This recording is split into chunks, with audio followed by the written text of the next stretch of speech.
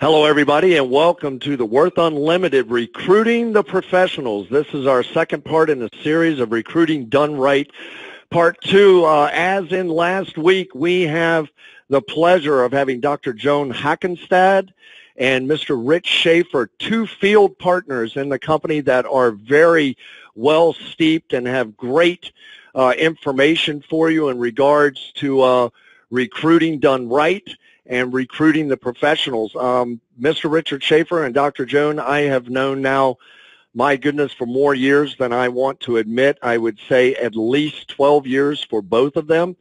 They are both consummate professionals. They both have businesses that they have birthed in multiple areas: mortgage, insurance, network businesses, multiple properties, real estate. The list goes on and on and on. These are two individuals that know what they're talking about. That's why they're on this call, and that's why we selected them. And just thank you to Dr. Joan and to Richard in advance for taking their time out of their busy schedules in order to do this presentation and this webinar for you all tonight. So without any further delay, I want to turn the time over to Mr. Richard Schaefer and and Dr. Joan Hackenstad. Thank you, Mac. I really appreciate that. I hope you can hear me loud and clear. I really appreciate the opportunity to follow up on this call. We've gotten such great support and feedback from the initial call, the first portion of it that we did last week, and Joan and I wanted to have the opportunity to be able to get a little bit more in-depth into this topic. I wouldn't have missed it. I was actually flying back today and booked my flight to come back early enough because I just didn't want to miss this. I think two things that inspire me most about this particular topic, and I want to disclaim in advance something that we had talked about last night, is that, and this is in no way a slight or disrespect to any sort of other business opportunity, right? So whether it's a traditional network-based business or not, there are some good companies out there. There's some good products for sure, but we're just not of that sort. We do have the ability to recruit and build and establish leadership and have the benefit of sales management overrides and so forth, but that's really where the similarities end. And you'll begin to see that more and more as we go through a lot of the trainings that we're going to do in upcoming weeks. But the reason that's relevant here is because many companies, it's difficult for most people to become truly successful because they're not necessarily predisposed to be big recruiters. Now, an interesting truth in a lot of businesses, and you find in, let's say, traditional network businesses per se, that one of the reasons that people have such a difficult time gaining traction is because once they burn out of their warm market, if you will, their family and friends, they're sort of out of business. Now, most people aren't necessarily natural-born salespeople, but if they're passionate about something, that passion shines through, and they're able to have a lot of positive influence on people that know them. But the challenge is most people aren't naturally recruiters or builders or trainers or leaders per se, and that's a hard thing to just overcome with sheer emotion. So they go to the people they know, and oftentimes the reason that it's so problematic is because if they don't recruit large numbers of people because of auto ship and product-based companies, they can't make enough money to survive. And so they're forced, if you will, to have to be big recruiters. And that is really the Achilles of many of these opportunities, and only a handful of people really have a chance to rise to those top levels. Well, we recognize a lot of flaws in that problem or that process, that particular model. And so we're going to talk a little about this interesting subject about not just recruiting, because it's one of my favorite subjects, but again, because we're really recruiting qualified people, individuals with credibility in a client base, right? Anything you want to do in your life, any endeavor, it's obviously important for you to surround yourself around like-minded people. And respectfully, those that are as good or even have greater skill sets or core competency or experiences than yourself. And you can leverage your abilities much more effectively.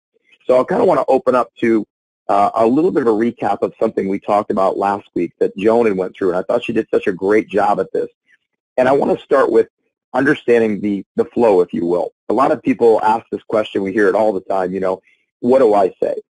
We're not going to get into the specifics of exactly how to explain our product or the platform of our technology because that's something that's a different conversation. So let's operate on the premise that we already have a strong belief and knowledge and conviction related to what our amazing program does.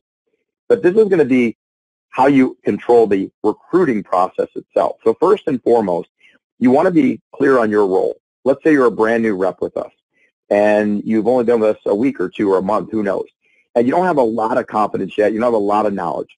So you want to be clear and think about being on a sports team, right? Know your role and use a complementary skill set with your team.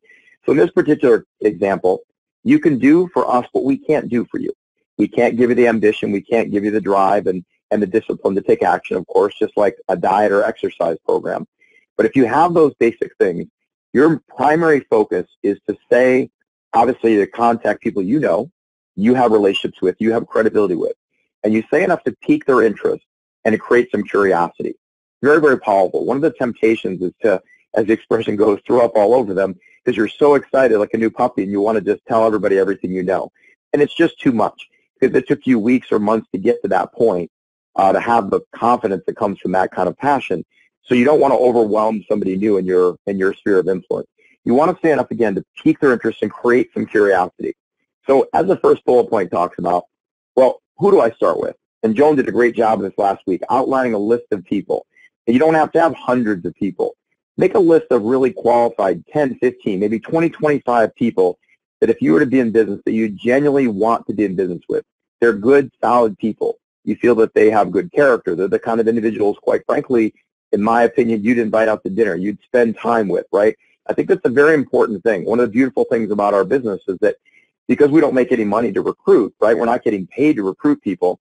It allows you to be able to recruit people that you only genuinely believe can be successful, as opposed to as so many opportunities where they can just basically fog a mirror and you represent that you want to recruit them to be successful. But in reality, they're going to buy the product and be on auto ship. Well, it doesn't work that way with us.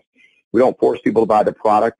Obviously, we hope they see the value and they would want to, but we don't make any money to recruit them. So you want to make sure you're really clear on how to open up that dialogue and who you want to qualify to start with. The 15-second commercial. This has got to be personalized to you. Make it something that stands out. There's a lot of different things we can share. Joan's got some great ideas, and Mac has shared a number of great things. But one of the things that I say is, what would it be like? Imagine what your life would be like if you literally no longer had any debt. What kind of opportunities could that open up to you and your family? How would that change the entire focus of your future? Or imagine being able to build equity faster even in a down or declining market, regardless of what's going on economically. You want to build rapport, right? This is always one of the most important things. You want to have commonality. You've got to have like-minded interests and things of that nature. We talked about FORM. That stands for family, occupation, relationship, and message. If you forget what to say and you have one of those little moments where you're a little tongue-tied, just remember FORM. Communicate about the basic things. These are people you already know. You should have a relationship with them. So talk a little bit. Don't be disingenuous. Don't make it that it's a call just about filler information. I think it's important that you get to the point where you say, well, do you have a minute to talk business? I think it's important that you disclaim it that way so it doesn't seem that it was insincere in any way. And you focus on what's going on with your occupation these days. Is it going well for you? You keep your ear to the ground for an opportunity. Would you ever consider a career change if the situation was right? Right? And then you talk, obviously, about these other standpoints, right? You're going to talk about things related to, relationships and, of course, the message, the message of what it is that you want to talk about. And, again, we'll have different subjects. We'll get into that specific part of the detail. You're going to want to ask questions. Now, by this, I think this is important to draw people out. One of the things I talked about a minute ago, you might be speaking to a friend. Well, Bill, listen, I know you and your wife bought a house a few years ago, and I'm sure that was exciting, but do you ever feel overwhelmed that it just never seems like it's going to end? Like we just literally accept or concede that we're going to be in debt for the rest of our lives. I like this next point, personal and borrowed stories. I don't want you to take credit for somebody else's story, but obviously a lot of things are going to be internalized. When you can say, I cannot believe what this has done for me. You want to enroll people in the possibility that they see for you, because then you're telling, not selling. Much more authentic, and it resonates much more powerfully with someone. Set an appointment in stone. I don't think we could reinforce this one enough. I joke about this a lot. My business partner gives me so much grief for it, but it's, for those of you that are not married and you're in single relationships, dating is quite an extraordinary experience, isn't it, right? And you want to be sure that if you have an interest, that you actually set a specific date. I don't care what it is to do anything in life. It's not actually a plan unless you've got it set in stone. You want to make sure you get that, and you get a commitment from them. Can I count on you to follow through? It seems like basic stuff, but you really want to make sure you don't skip some of those basic steps there. Send videos or a live webinar opportunity meeting. Now, by this, there's a number of videos we have. The two that we have primarily in the back office for your replicated site are incredible. One is about 12 minutes, and one is about 22 minutes. So it gives you a little bit more details, a little bit of a teaser to give them a little different perspective, but you want to get a commitment there again. If I sent you something that could genuinely change your life, would you give me the commitment of 10 or 15 minutes to take your time to look at it? Now, most people aren't going to say no to your face right there on the call. So when they say yes, say, when realistically could I expect that you would have the opportunity to do that? So I don't have to bother you before and I can follow up with you. It sounds small, but how many times do you send video links to somebody that they never watch? Live webinars, as we're doing right now, those are very powerful teaching programs. The blog talk that Mac talked about a little bit ago. And, of course, opportunity meetings, where we're actually doing briefings or presentations that are live as well.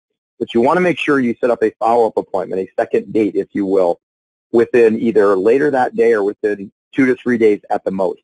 You'd be amazed at how much loses people's interest in just 48 to 72 hours because life happens, right? It's not even personal with you. People have situations with family and life and their own professional obligations that often are going to distract their energy.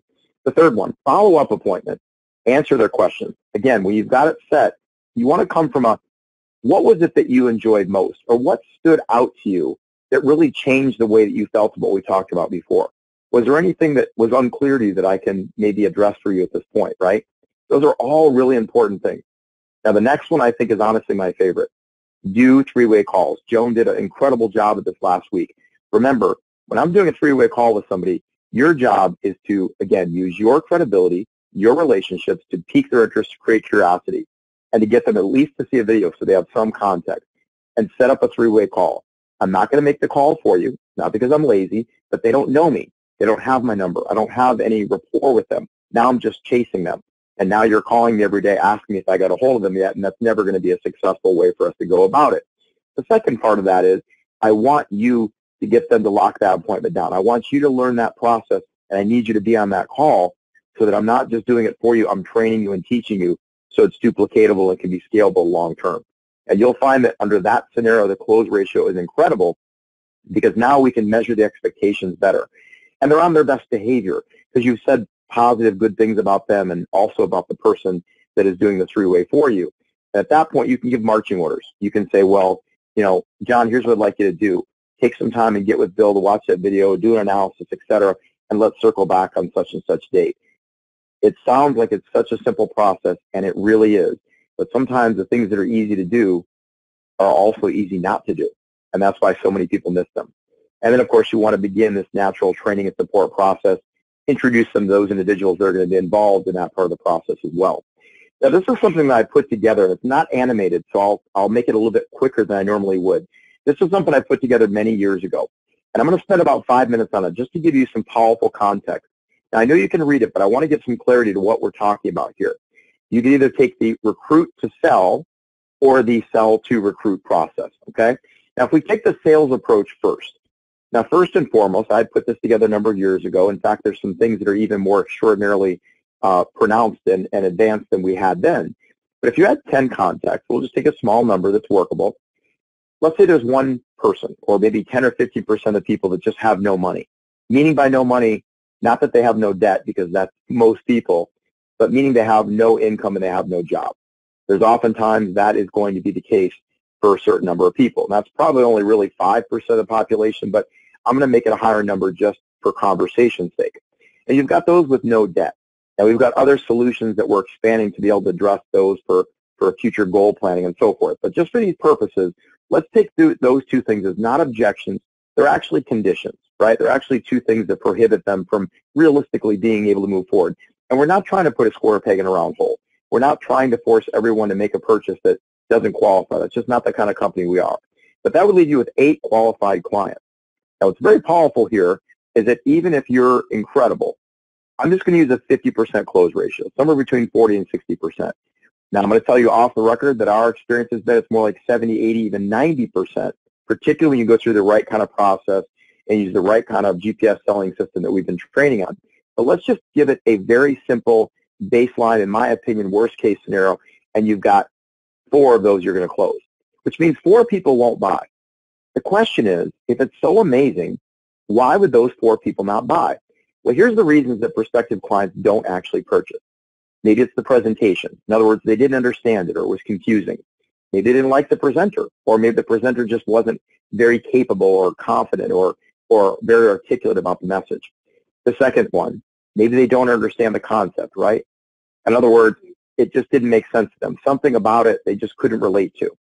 The third one, maybe they have issue with the company or they read something that somebody said, right? We all know we've heard things like that before. So maybe there's a credibility issue. Fourth, maybe they think it's a scam, right? Our mother and grandmother and all of our family members always said if it's too good to be true, it probably is. Now, we've got an ability to address all of those issues, but these are the reasons, whether we like them or not, that people typically choose not to move forward. Now, but this is what's powerful. Of the individuals that you actually close, which is 4 in this particular example, let's operate on the premise that half of them, or 2, will give you 1 referral. Now, there might be some person that gives you 3 or 4 or 5, many that perhaps give you 0. Maybe it's because you're not good at asking for referrals. Maybe it's because people are very close to the cuff and it benefits them, but they're still have trepidation about recommending people they know. We all know how that experience is. So what that means is you're probably going to yield, in this scenario, 6 total sales out of those 10 prospects. Now, that's best case scenario. The reality is it's probably more like 4.5, maybe 5. But I'm going to give you best case scenario taking a sales-based approach. Now, as you can see here, let's look at the recruiting-based approach.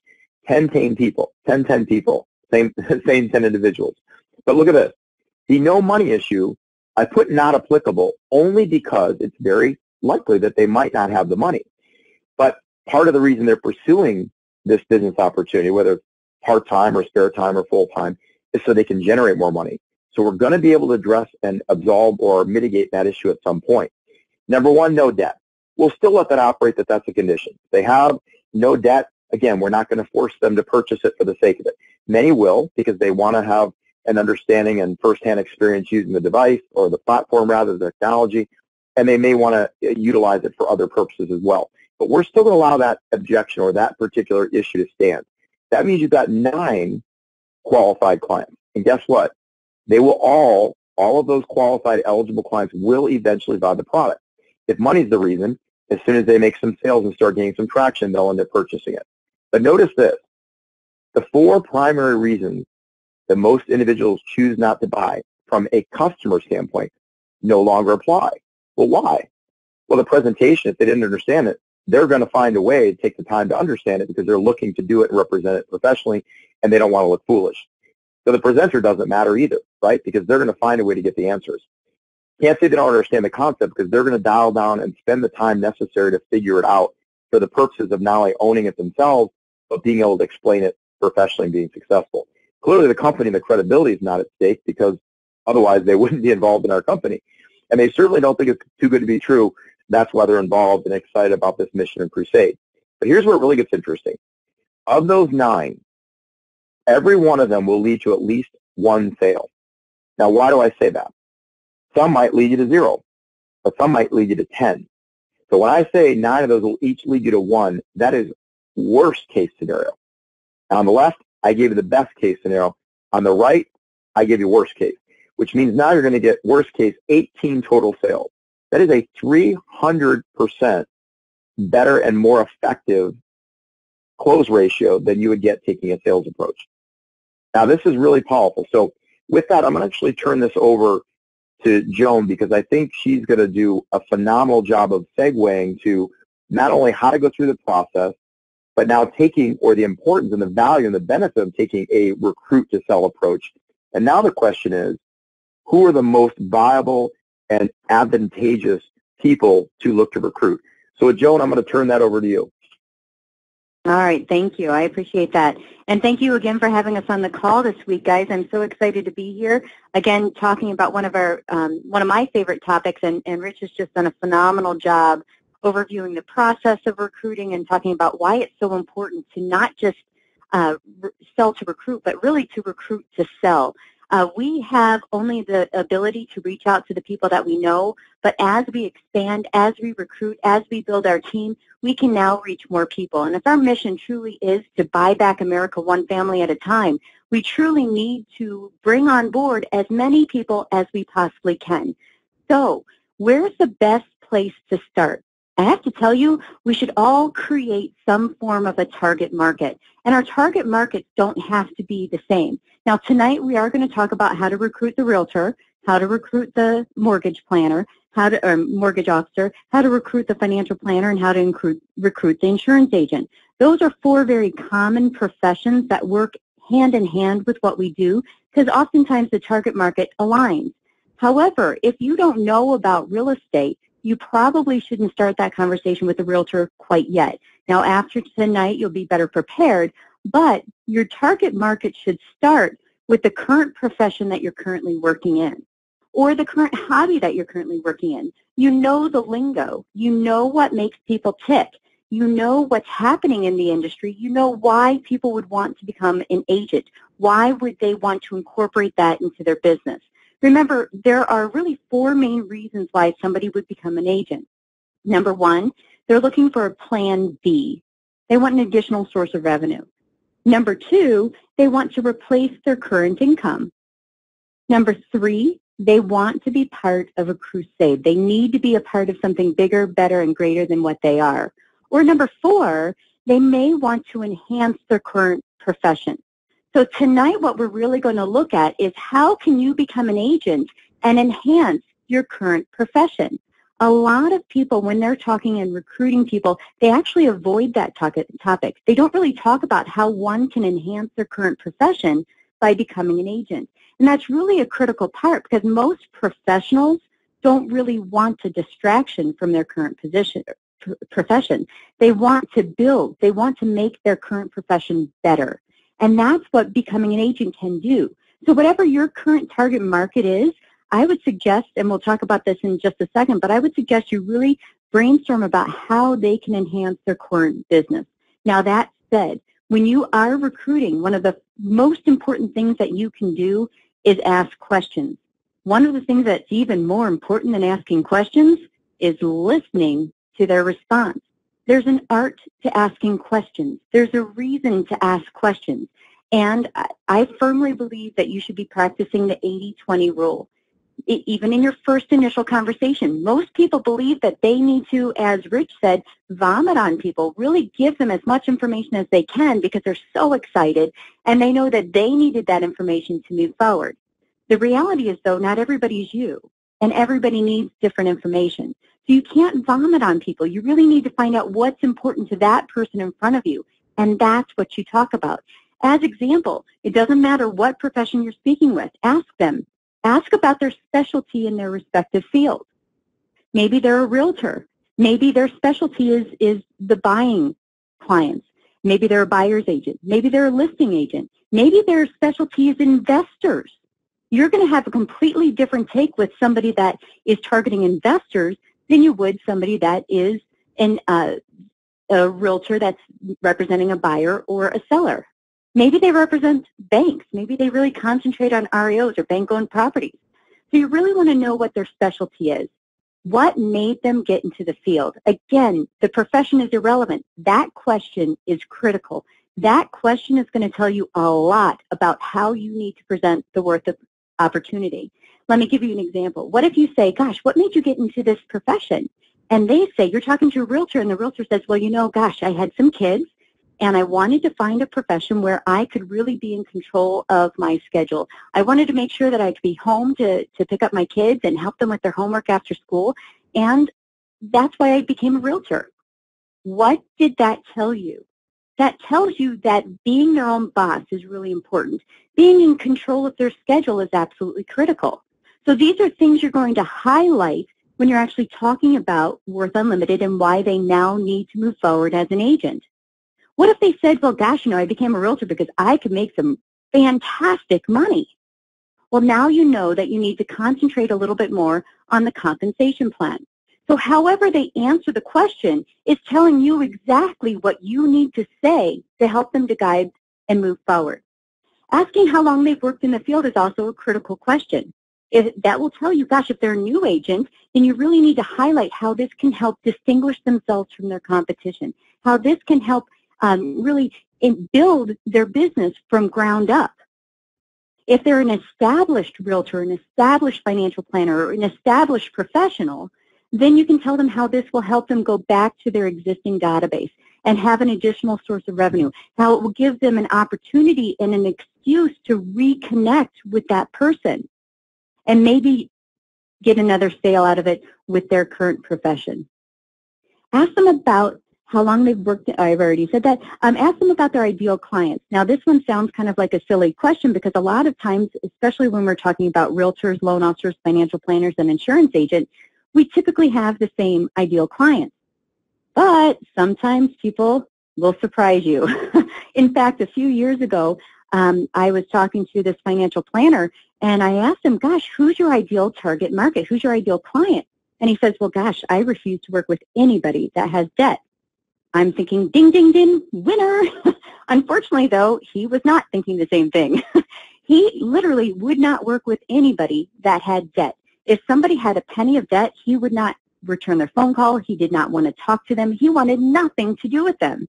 So he was actually not a good candidate as an agent prospect. So instead of wasting my time and his time, it was better to part ways and move down and move on with things. Now, of course, I said, well, gosh, what about being a strategic alliance and let me refer people to me that has debt? And he said, of course, no, you don't understand. I don't even want to talk to them. I want nothing to do with anybody with debt. I solely work with people without debt. So again, it's about disqualifying people as well, about not forcing ourselves to work with people that may not be a good fit, that aren't having that commonality, that can't think outside of the box.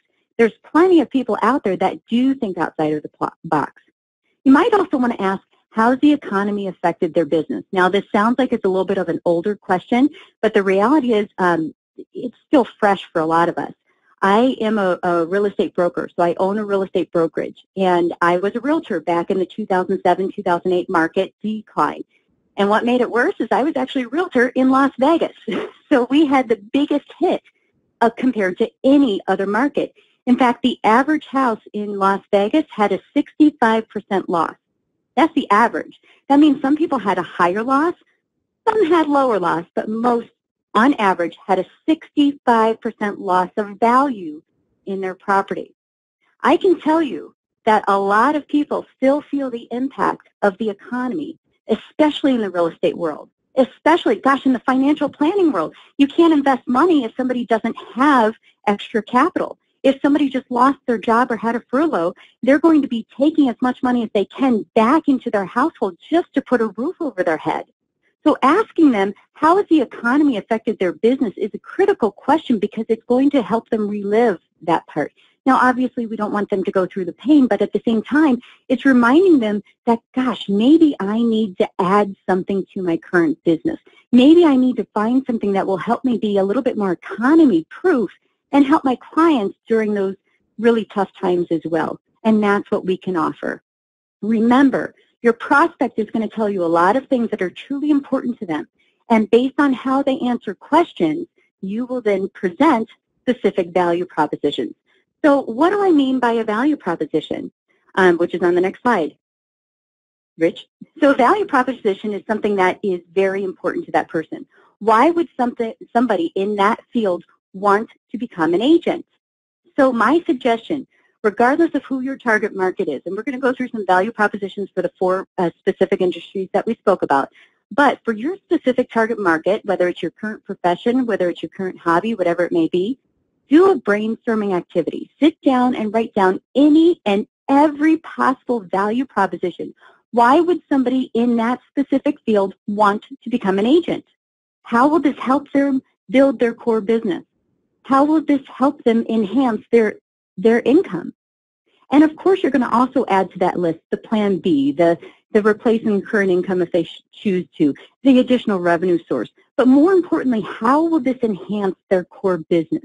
You can do this for the plastic surgeon. You can do this for the psychiatrist. You can do this for the secretary. You can do this for any profession. It does not matter what that profession is. Sit down and create as many value propositions as you can. Now, this is a living document, meaning that you're going to consistently add to this document. So as you target that market, you will ask that question, as Rich was talking about during the process of what did you like best about what you saw. they may bring up some value propositions that you didn't think about. Write those down as well. Make sure that you add that to your list. Now, what I like to do is I review the list before I'm talking to somebody in that specific profession. That way it's nice and fresh in my head and I don't have to think too much. I might even print it out and I might check off a few things as I'm talking to the person. And I'm going to highlight about 3 of those items while I'm chatting with the person. At most 5. We really don't want to incorporate too many things. It's overwhelming and they won't hear what you have to say. It really can just be too much. So really 3 to 5 value propositions, targeting really 3, is what you want to talk about when you're presenting why they now want to move forward as an agent. The other items they're going to come across and they're going to be super excited about as they come across, and that's going to help them maintain that level of excitement. Remember though, the only way really to do this is to have them speak first and you speak second. And then you show, based on how they answer those questions, how our program can align with their responses. That's when you use those value propositions. Now, there is an art to asking questions. We're going to talk about how to recruit that realtor now. So one of the first questions I like to ask about recruiting that realtor is, do you have any clients you can't help get into a home? Well, yes. Of course the realtor has people that they can't help get into a home loan. So my next question is, okay, then how come? How come they can't get into a home? Well, they don't qualify for a loan. What are the 3 main reasons why somebody does not qualify for a loan? Their debt-to-income ratio is too high, their FICO score is too low, or they don't have enough money for a down payment. Or quite frankly, it might be any combination of those 3. Those 3 reasons are the biggest reasons why people do not qualify for a loan. Now, of course, there's other reasons, but those are the 3 biggest reasons why people don't qualify for a loan. Now, let me ask you, does a realtor make money if the realtor doesn't sell a house? No, I hate to tell you, he or she sure doesn't. Most realtors are commission-based. Now, there's exceptions to every single rule. You'll come across realtors that have some form of base and other structures, but by and large, most realtors are commission-based. So if they have a prospect that they just showed homes to, and that prospect doesn't qualify for a loan, did they make any money? No, that's pretty hardcore, right? They just spent a whole bunch of time helping this person fall in love with a piece of property with their new home, and now they can't help them get into that loan. Now, let's be real. That's how the realtor puts a roof over their head and food on their table. So if they don't make money, guess what? They're a little bit SOL. They're sadly out of luck. They just didn't make any money. Well, what about no client left behind? Can't our program help with that debt-to-income ratio? Can't our program then help with the FICO score? Can our program help them build up access to checking or savings account and build up a balance for that down payment? Absolutely. That's what our program is all about. Our program helps people accelerate the pay down of debt. So by doing that, that decreases their debt-to-income ratio. And by decreasing your debt-to-income ratio, that increases your FICO score. It's a natural, organic response. And again, we can also tell our program that we want to have a certain amount of money in our savings account at all times. And we'll find the fastest way to recruit that money before it tackles debt. So now we've just created a down payment. We are creating clients for that realtor. Again, I call that no client left behind. They can not just sell a home, they can show them a way to pay it off in as little as 1/3 to 1/2 the time. Remember, the national average for moving is every 5 to 7 years. That's the national average for moving. But it's also shown that if people actually build equity quicker, they move more often. In fact, if they build equity quicker, they're going to move every 3 to 5 years. So if they're moving every 3 to 5 years because they built up equity and the realtor helped them build up equity sooner, who are they going to use to sell their house and buy the next one? That's right, the realtor. Again, this is about enhancing and building their core business, not distracting them from their core business.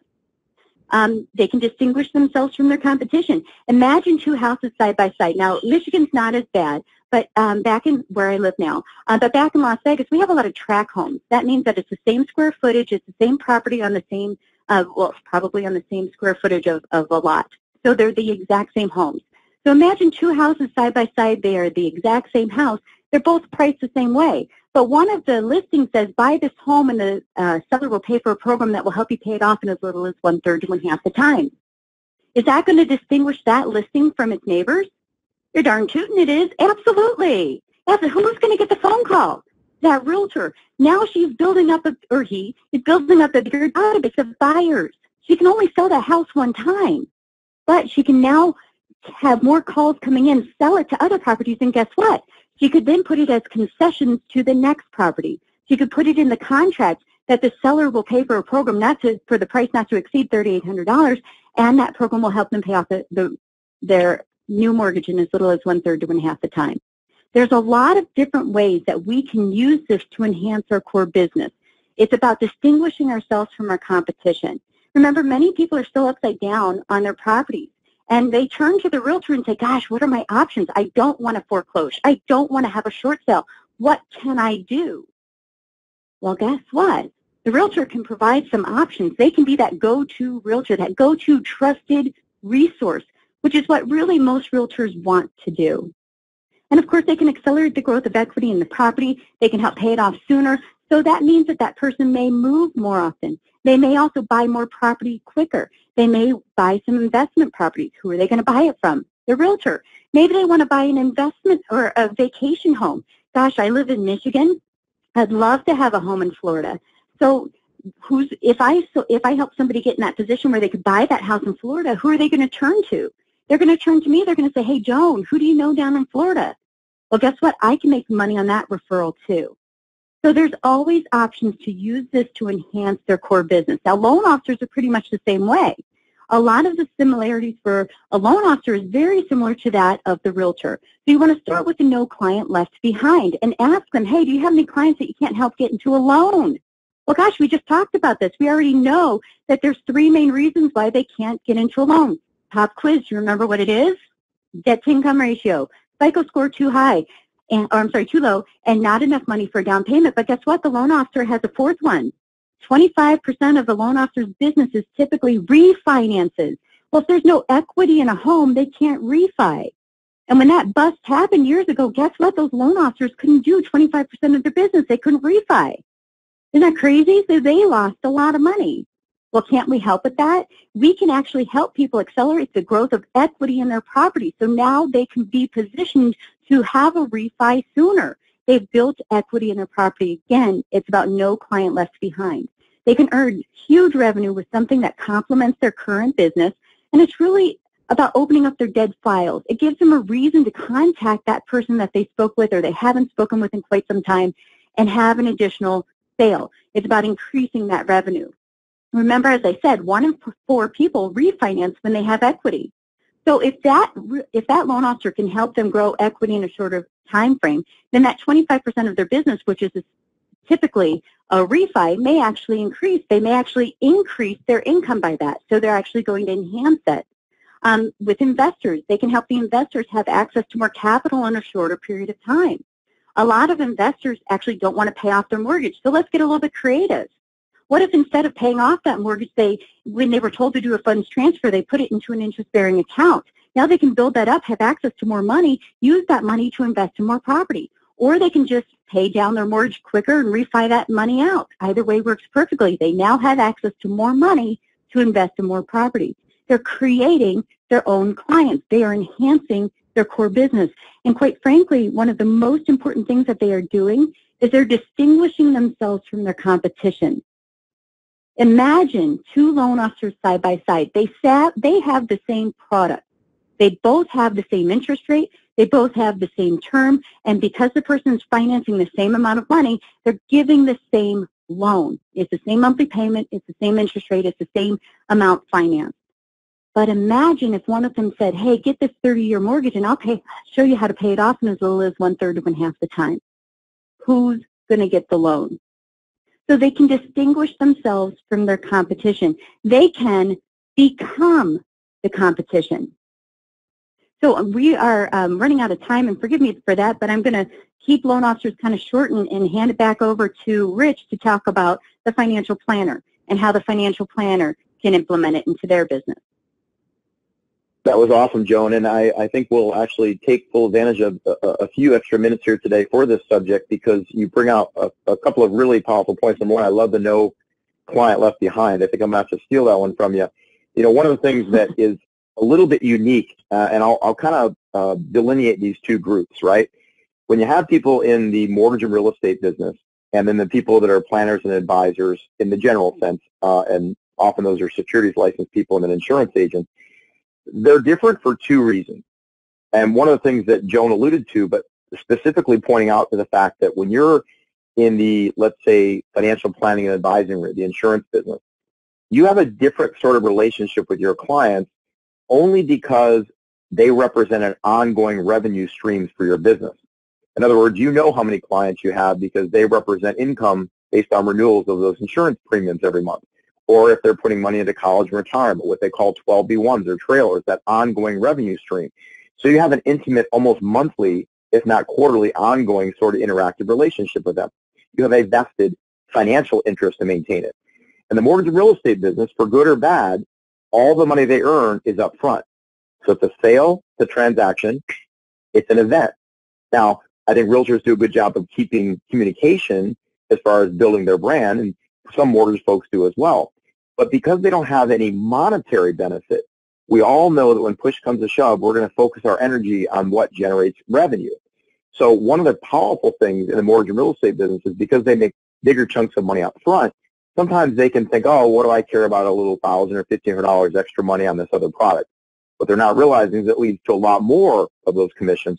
But perhaps even more importantly, we can turn what is, if you will, a dead asset in terms of their client base into an active income-generating asset. Imagine if a half or a third or two-thirds of their entire client base would want to utilize our program, which currently earns them nothing. A lot of powerful things, which leads us exactly into what we talked about here as far as financial advisors. You're able to focus on what? An existing client base. Many of them, of course, because they don't get big dollars up front. You might find a realtor that only has to do maybe a loan every other month or every 3 months, and they can do very well. Sometimes mortgage folks similarly. But on the insurance side or the planning and advising side, unless it's big transitions of money and so forth, big transfers, they're not usually getting those big chunks. It's usually smaller amounts over a long period of time. So they've got usually larger databases of active clients they communicate with. And as we use the expression here, the kneecap to kneecap selling, they have a little bit more of that personal engagement, as do many realtors, obviously, because they're involved in that process of showing them a home. What's unique here is that people in the financial services industry, what we refer to as IMOs, insurance marketing organizations, or FMOs, financial marketing organizations, if you want to look at it this way, they're the original network marketing businesses. But because it's regulated and it's compliant and it's licensed, we don't look at it that way, right? But they understand that look at a small State Farm office or look at an Allstate office or any of the ones you can think of. One person runs it. They've got a bunch of insurance agents there that they recruited, they trained, that make sales independently. They're contracted, and they get a little bit of a sales management override. Sound familiar? Now, do they get paid to recruit? No. Neither do we. Is there auto ship? No. Just like ours. Do they have to buy the products? No. Very, very similar, but thank goodness we don't need an extra license. Now, for many people, that's going to be a godsend. Myself personally, goodness, at one point I had 13 separate licenses. The amount of work involved in just continuing education and bonding was almost out of control in itself. So you start noticing that they are used to working at a flexible schedule as again. Now, let's talk about this.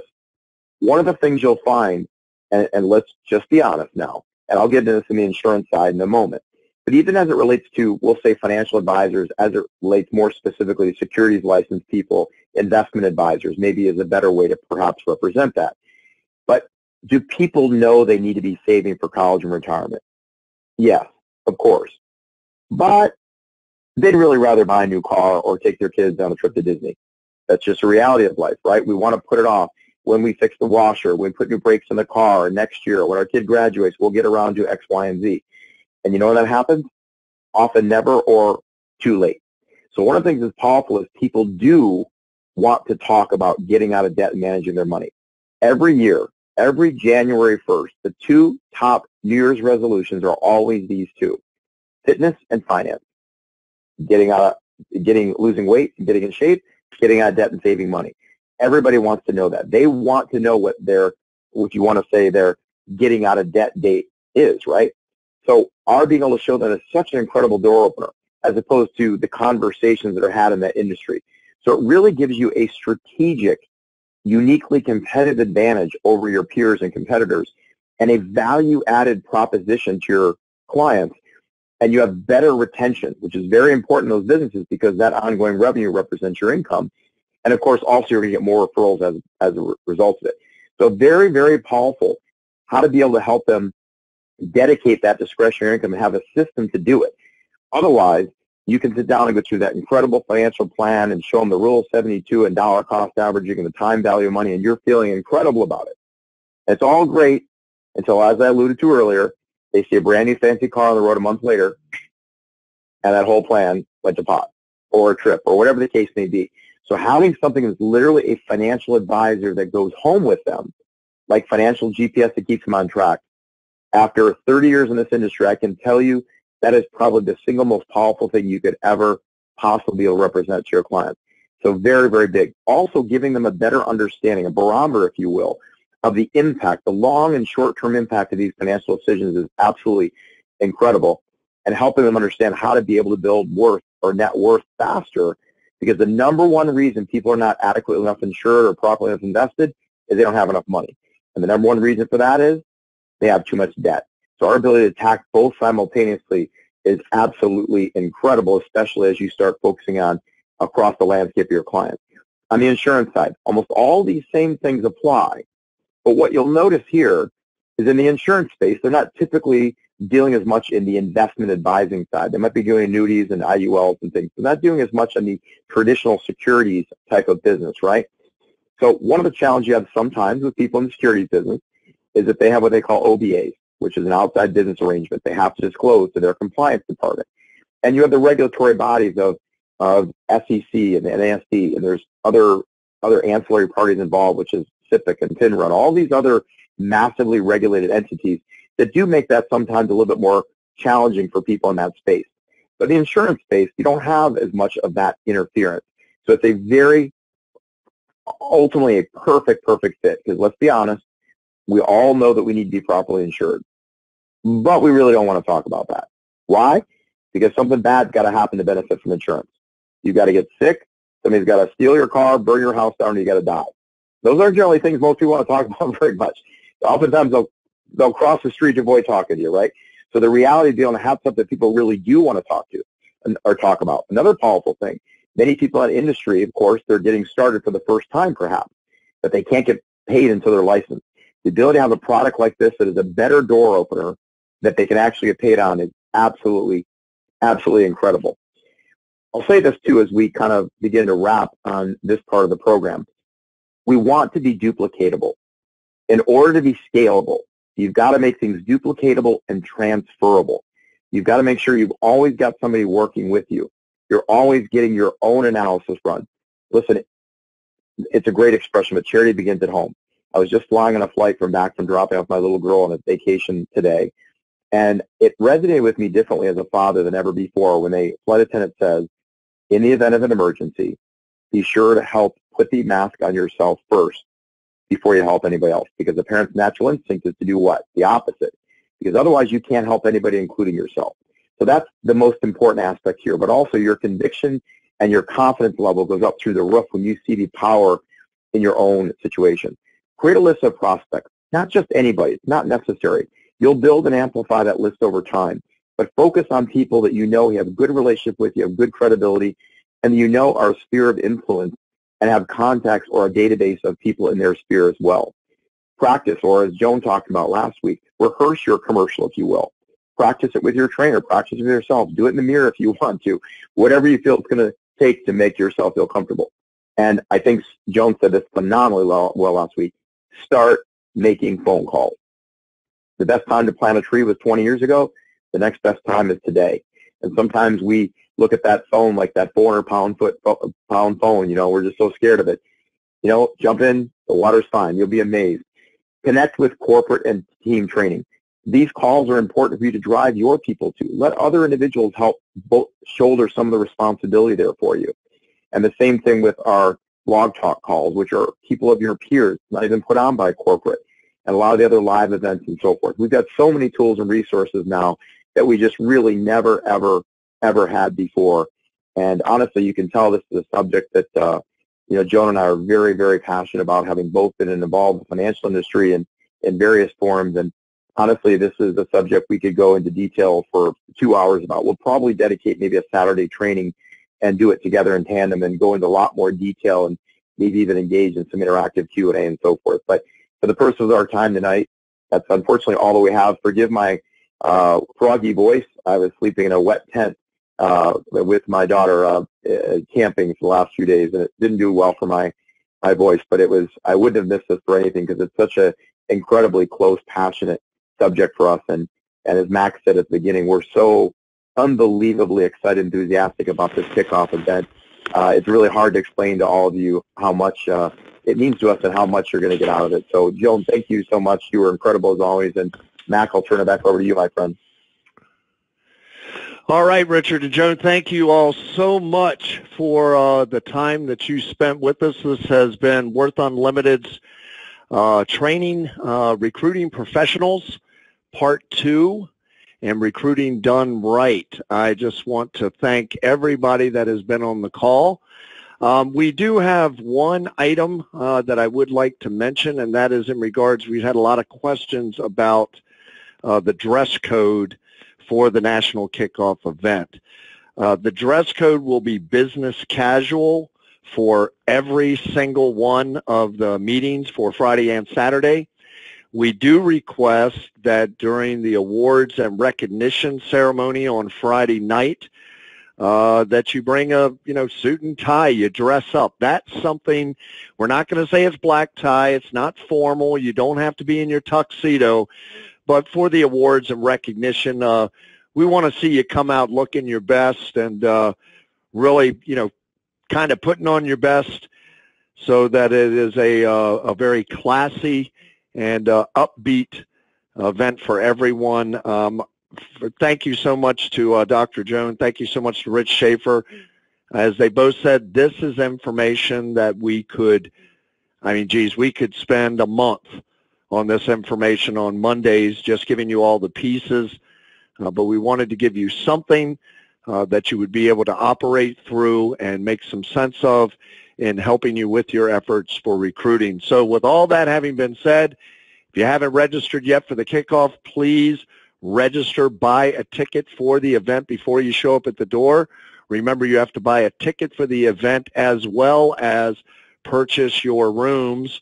If you're going to stay there at the Rosen, use your back office to do so or call the number listed. And other than that, we are very excited.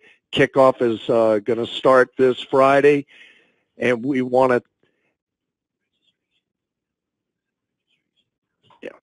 I just had somebody come in and add, we will accept registrations at the door, but please, for our purposes, it will make it so much easier if you go to your agent portal, pre-register, buy your ticket, and register for your room. So with all that having been said, thank you to everyone that's on the call. Thank you to Dr. Joan and Rich Schaefer. And Worth Unlimited, buying America back one family at a time. Let's get out there and do it big. Let's get out there and do it right. But at the very least, let's get out there and do something right now. This is Max Saunders saying bye-bye for now.